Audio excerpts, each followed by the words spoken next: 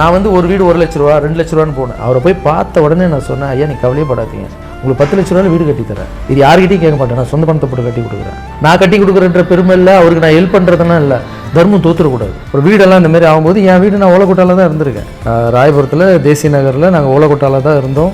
பக்கத்து தெருவில் எங்காவது வீடு எரிஞ்சால் நாங்கள்லாம் வீட்டில் இருக்கிற சாமான்லாம் எடுத்துகிட்டு வந்து வெளியே உட்காருவோம். அதே மாதிரி ஏதாவது புயல் அடிக்குதோ இதனால எல்லார் வீடு மாதிரியும் எங்கள் வீடும் போவோம். அதோடைய வழி என்னன்னு தெரியும். அதுக்காகவே அவர் மொத்தமாக 10 லட்ச ரூபா கொடுத்து கட்டி கொடுத்துருங்க. அவரை போய் அந்த இடத்துல பார்த்தபோது ஒரு அழ இருந்தது, எனக்குள்ள ஒரு மன வலி இருந்தது. இப்போ போய் அவர்கிட்ட அந்த கீ கொடுக்கும்போது அந்த 2 பல்லு வச்சுட்டு அவர் சிரிக்கிற அந்த சிரிப்பு, என் பையன் இல்லை என் மூத்த பையன் வந்தான், இதோட நம்மளுக்கு லைஃப்பில் என்ன தேவை.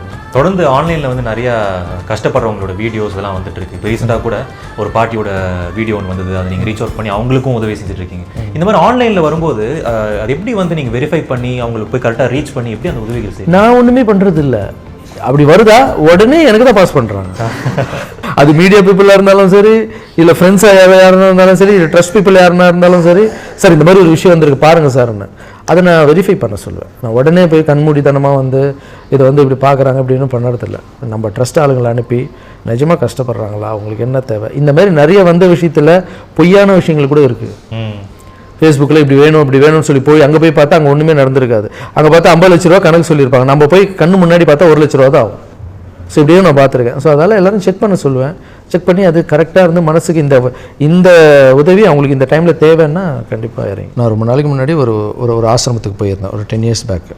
அங்கே பார்த்தீங்கன்னா ஒரு அம்மா ஓடி வந்து கட்டி பிடிச்சி, ராஸ்கல் ஏன்டா என்னை விட்டு போயிட்டேன்னு என்ன பார்த்து கேட்குறாங்க. எனக்கு ஒன்றும் புரியல. அங்கே இருக்கிறவங்களாம் அப்படியே சிரித்து கண்ணை காமிச்சிட்டு அந்த அம்மா கூப்பிட்டு போய் உட்கார வச்சாங்க. நான் சரிம்மா வந்துட்டோமா அப்படின்னு சொல்லிட்டு நான் போய் உட்காந்து பேசிட்டு அந்த அம்மாவை பார்த்துட்டு இருக்கேன். இன்னொருத்தர் அந்த ஆசிரமத்துக்குள்ளே வர்றாரு, அவர்கிட்டையும் போய் அதே பேசுகிறாங்க.